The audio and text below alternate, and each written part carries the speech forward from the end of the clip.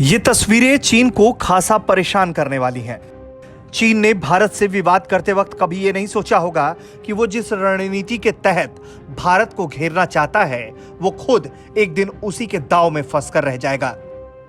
अब जरा इन तस्वीरों की बात कर लीजिए।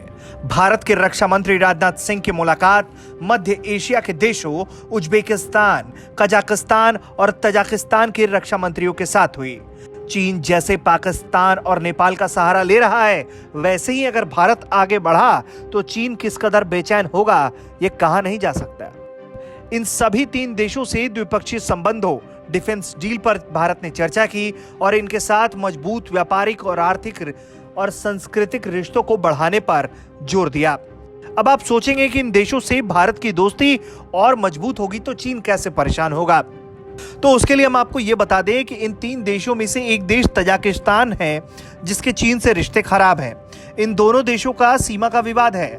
हाल ही में चीन की आधिकारिक मीडिया ने तजाकिस्तान के पामीर पहाड़ियों पर दावा करना शुरू कर दिया था, जिससे इस मध्य एशियाई देश की चिंता बढ़ गई थी।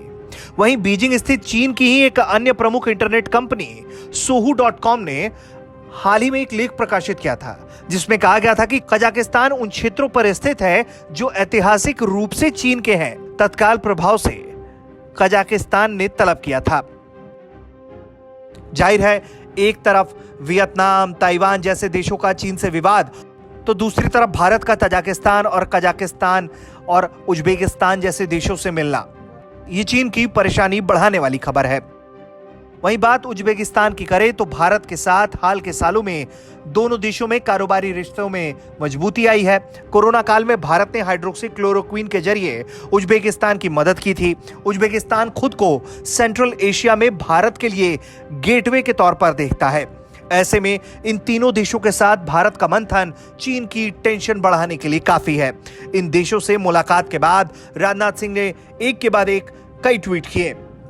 राजनाथ सिंह ने ट्वीट किया, उज्बेकिस्तान के रक्षा मंत्री मेजर जनरल कुर्बानोव बोखेदीर के साथ मॉस्को में मेरी शानदार बैठक हुई।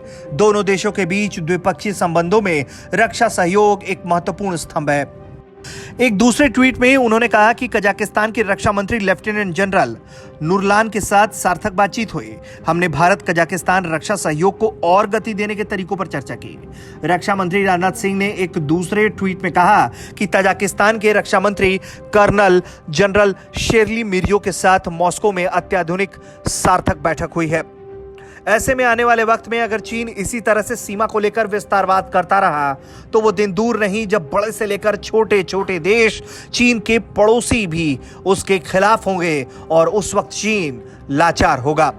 ब्यूरो रिपोर्ट, भारत तक।